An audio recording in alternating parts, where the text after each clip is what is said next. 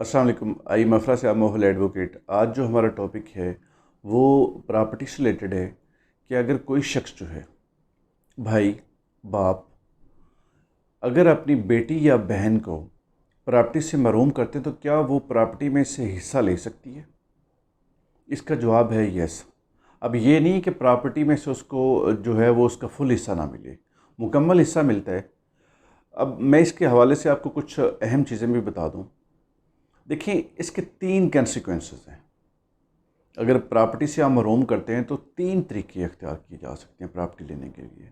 पहला, जो सबसे पहले मैं कहूँगा, वो सिविल सूट फाइल करें। सिविल कोर्ट में आप जो है वो जा सकते हैं। सेकेंडली, आपके पास क्रिमिनल रेमेडी है।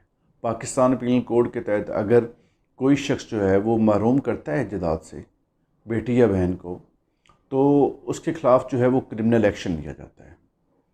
थर्ड जो आपके पास अब मेथड है वो है कि आप ख़तून मौसब के पास जा सकते हैं। ख़तून मौसब जो है, वहाँ पर आप अपनी जो है वो कंप्लेंट फ़ाइल करते हैं, उसको मुकम्मल सुना जाता है, उस पर मुकम्मल फ़ैसला होता है।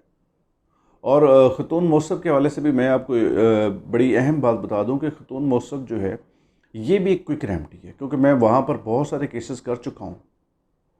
तो ये याद रखिएगा कि वहाँ पर जो है आपको जो रिलीफ़ मिलने के चांस होते हैं वो ज़्यादा होते हैं।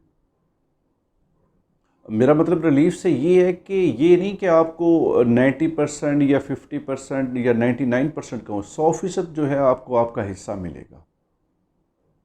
लेकिन वजह ये है कि हमारे सिस्टम में, जैसे हमारे कल्चर के अंदर आम तौर पे देखा जाता है कि बेटियों और बहनों को जो हिस्सा है प्रॉपर्टी में से नहीं दिया जाता, या फादर जो होता है वो डायरेक्ट गिफ्ट बेटों को कर देता है, या भाई जो होते हैं जब वो विरासत होती है तो उस वक्त कह देते हैं कि हम 4 या 5 भाई हैं, हमारी कोई सिस्टर नहीं है।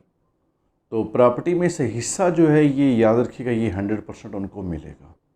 अब तो सुप्रीम कोर्ट तक जो जजमेंट्स हैं वो आ चुकी हैं कि बेटी और बहन को प्रॉपर्टी में से महरूम जो है वो नहीं किया जा सकता।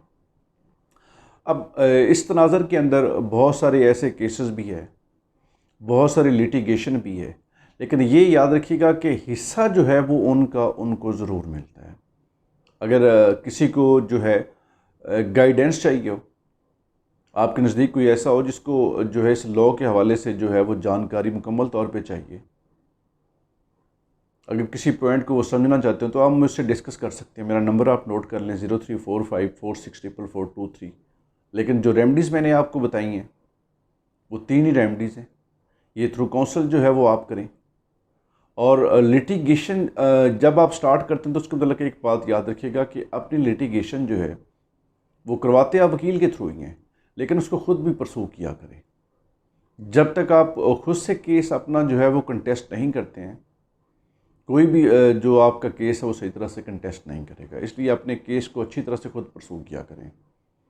लेकिन अगर आपके कोई सवालात हैं जो आप पूछना चाहते हो तो मैंने नंबर जो है वो डिस्क्रिप्शन में भी दे दी है, आप मुझसे कांटेक्ट कर सकते हैं। तो इसी के साथ ही मैं आपसे इजाज़त चाहता हूँ। अल्लाह हाफिज़।